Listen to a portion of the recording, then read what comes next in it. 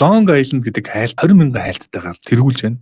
New York Post дээр үүний тухай маш том мэдээлэл орсон байсан. Тэгээд нэг ийм хэрэг болсон байна манайх. Энэ хэрэг бүр элийн авна. За Америкийн нэгдсэн улс Long Island буюу Нью-Йоркийн одоо нэг хэсэг нь те. Энэ чинь 2024 оны 3 сарын 22-нд хосууд хоорондоо муудалцаад найз охин одоо энэ үзүүлж байгаа найз охин энэ эмэгтэй нэрийг болохоор Keona Waddle гэдэг 35 настай энэ эмэгтэй. Найз залуутай муудалцахдаа хид удаа ингэж хэлсэн гинэ. Би чам руу ингээд бөмбөгт шидэн шүү. Би чам руу чи дургу үргээ тавиул. Чи надад араар тавьсан байсан. Би жоохон хачиртай нэмчихсэн. Чи надад араар тавьсан байсан хүлэн зөвшөөрөхгүй намайг ингээд байвал би чам руу бөмбөг шидэж шүү. Хогч шүү.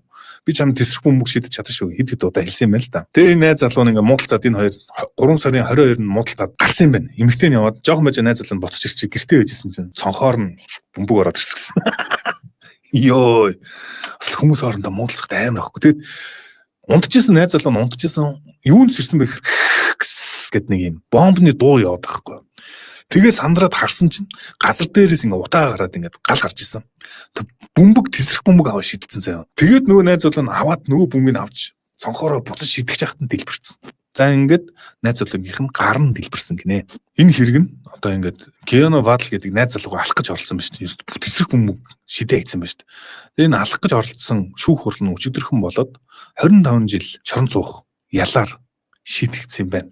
За ингээд Long Island-д болсон энэ хэрэг Америкийн нэгдсэн улс даяар ярианы сэдв болоод 20,000 айлтай трендээр тэргүүлж байгаа юм байна. Сэрхлэг байгаа зү. Йоо.